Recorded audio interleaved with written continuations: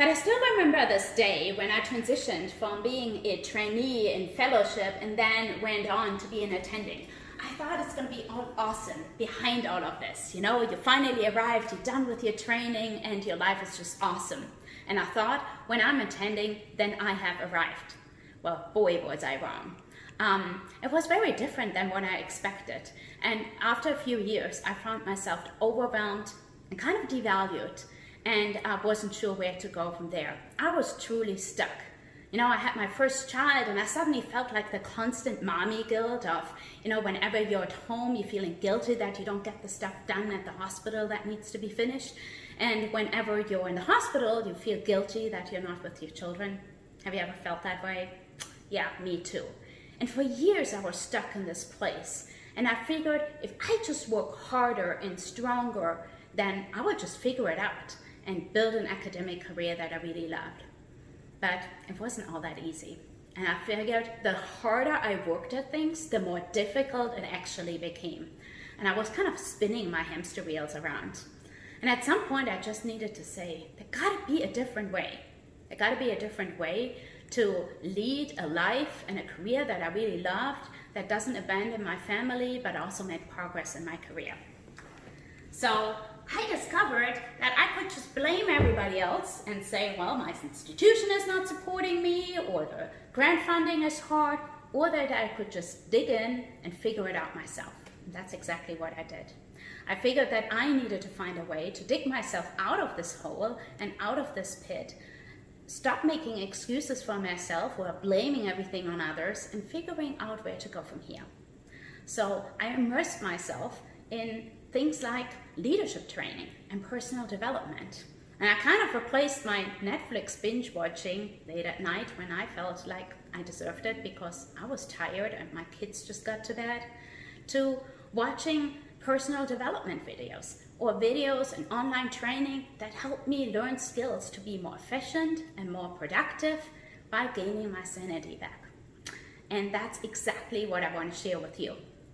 You know, I went from years of being overworked and really feeling underappreciated as a physician mom to now living a life that I enjoy so much more. And you know, in the meantime, it became a whole more productive.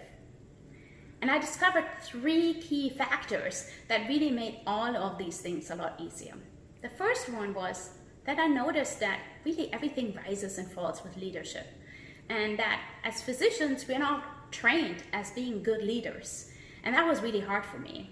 And I think we often get the downstream effect of that. Oh, who is to blame? We don't really learn that kind of stuff in medical school. So I knew right then and there that when I grew up, when I am in a position to lead, I wanted to do it better. So I immersed myself in leadership training. And I found this so helpful and so valuable to just not only lead myself, but also lead others around me. The second thing I really realized that there was a lot of processes I could improve and make my life more productive. There were just little hacks and tips and tricks that helped me just do things a little bit more efficiently. But the last thing was the most important thing. A lot had to change in my mind and my attitude and my belief systems to change who I am and how I'm thinking about things. And that I won't be affected by what other people say or think about me, or what I thought about myself, how I was performing. And that was really the biggest part. It was a mindset shift.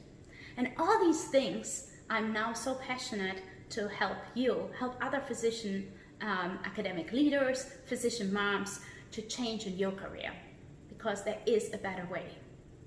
But I know this, you have to kind of pack the bull by the horns, grab the bull by the horns, and start doing it yourself.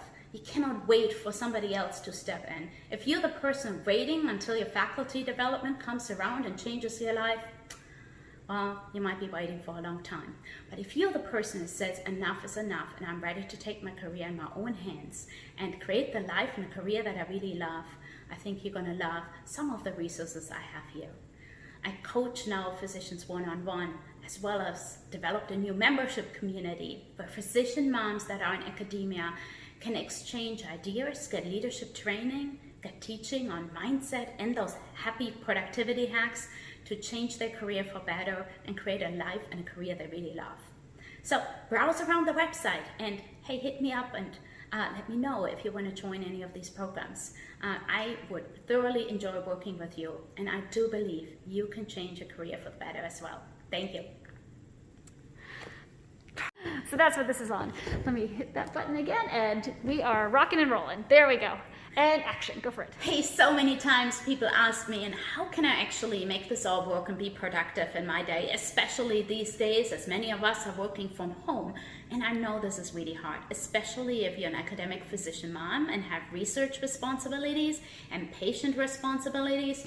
And let's be real here, there is a household to run and kids running around in your Zoom meetings. So I know it's not easy. We're all wrestling and juggling the same thing. But here's a couple of tips that really helped me. So are you ready? All right. So the first thing I would encourage you to do, just pick 3 key things that you want to get done that day. And they don't have to be major big goals like today I'm going to finish my glorious manuscript. It could be something super simple. Say today I'm just going to, I don't know, read 1 paper. Or today I'm just going to finish 1 or 2 of my clinic notes. Or perhaps it could be something from your personal life. Like today, you're gonna just spend an hour with the kids and play games, or go outside, take a walk, or go to the pool. Something. If you pick like just a couple of things, not more than 3 each day that you want to accomplish, either in your professional life, in your personal life, or with your family, it will go a long way. And give yourself some grace. Don't take yourself too seriously and don't try to work too hard. You know, there will be days where you made well-laid plans and they don't work out because life just happens. Then just say, okay, today wasn't great. Today I didn't get it all done, but tomorrow is another day. That is 1 key tip I want to share with you. There's a ton of other tips I could give you. And actually, if you really want to learn some of those ideas and how you can work from home, especially these days, and secret tip, these ideas also work when we're actually at work, you can download my Physician Mom's Guide for working from home. There's a ton of practical tips in there that help you get your head above water and get some sanity back, because you deserve it. Thank you. That was perfect.